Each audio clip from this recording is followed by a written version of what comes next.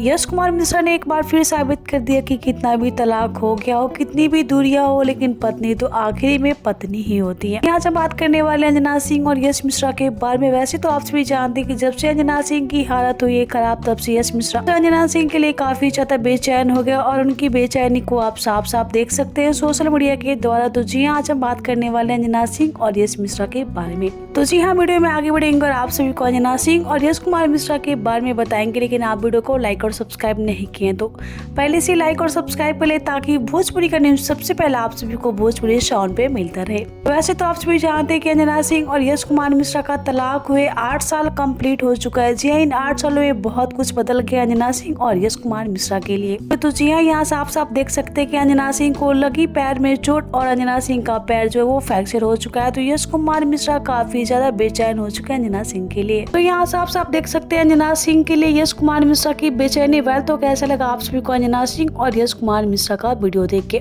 हमें कमेंट करना। वीडियो अच्छा लगा हो तो इसे लाइक करें, शेयर करें। तो यहाँ पे आपने साफ साफ देखा कि आज भी यश कुमार मिश्रा तलाक होने के बाद अपने पति का उतना ही ख्याल रखते हैं जितना कि तलाक होने से पहले अंजना सिंह का ख्याल रखा करते थे। वेल, कैसा लगा आप सभी को अंजना सिंह और यश कुमार मिश्रा का वीडियो देख के? कमेंट करना। वीडियो अच्छा लगा हो तो इसे लाइक करें, शेयर करें। मिलते हैं अगले वीडियो में, तब तक के लिए भोजपुरी साउंड को सब्सक्राइब कर ले, ताकि भोजपुरी का न्यूज सबसे पहले आप सभी को भोजपुरी साउंड पे मिलता रहे। वेल, तो आप सभी को अंजना सिंह अच्छी लगती है या फिर निधि? हमें कमेंट करना कि आप सभी को अंजना सिंह के साथ यश कुमार मिश्रा की जोड़ी अच्छी लगती है या फिर निधि और यश मिश्रा के साथ।